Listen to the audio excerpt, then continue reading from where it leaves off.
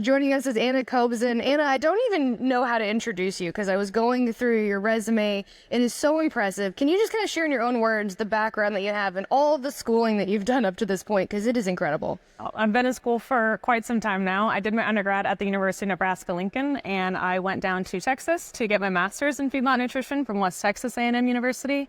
And now I'm back home in Nebraska working on my PhD at the University of Nebraska. And you're here at NCBA, and what all are you doing and helping out with people here this weekend? Yep, I'm here with the university actually trying to recruit students at our booth, trying to get good students to want to come to Nebraska and learn about the beef industry and be a part of our awesome beef programs. What is it about the beef industry that made you really want to honestly dedicate your life and schooling to just becoming a big deal in this industry? Yeah, so I didn't originally grow up in the beef industry, but I had early exposure in high school when I started showing cattle in 4-H.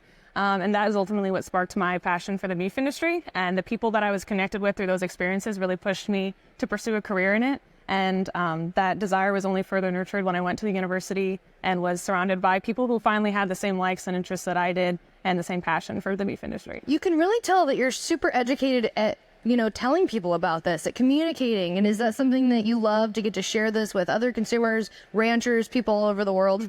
Yeah, it's one of my biggest passions. I'm not apathetic about much, but I'm specifically passionate about the cattle feeding industry and getting to share that with consumers. I think it's one of the most misunderstood sectors of our industry, and being able to share our story, I think, is really vital for the survival of our industry. You touched on this, but you said, it's something that people don't really understand. What do you wish that more people understood about feedlot nutrition or animal nutrition? Mm-hmm. I think there's negative perceptions when it comes to feeding cattle, because often all the things people see in regards to feeding cattle are very negative. Sure. And trying to help shift the narrative and tell the story and share what we do on a day-to-day basis, I think really helps kind of humanize the industry, and putting a face to the operation kind of helps them be more comfortable with where their food comes from and how it's produced, and in how we do it.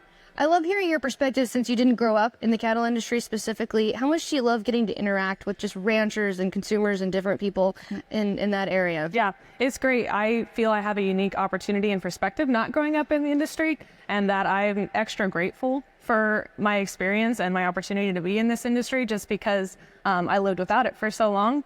And I've come to really love more and more the people that I get to interact with. Okay, so I know that you're here for the University of Nebraska. Give us the pitch. Why do people need to go to University of Nebraska? Because I know that's what you've been doing all weekend. Well, Nebraska is the beef state.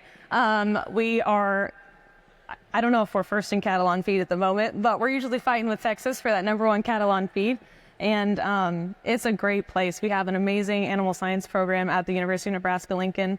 I went there for my undergrad. I can be a personal testament to the experience that the faculty there and the students there are super passionate about helping students be successful, and just caring about you as individuals. What advice would you give to young people who are watching this now and they say, I didn't grow up in this, but that's something that I would really love to do? Where do they get started? Where do they find resources and connections? Yeah. I mean, you are who you surround yourself with. I'm a firm believer in that. The people who you surround yourself will really push you and propel you forward and make you successful. So that is my biggest piece of advice, is find the people that are successful in this industry, who really care about you, who care about what they do. And that's going to get you way more places than any kind of degree probably could. That is definitely good advice. And I know you're going to go do really, really big things, and we'll be seeing you for years and years in this industry. Thank you so much for your time. Yeah, absolutely. Thank you, Janie. Anna Kobzan joining us today.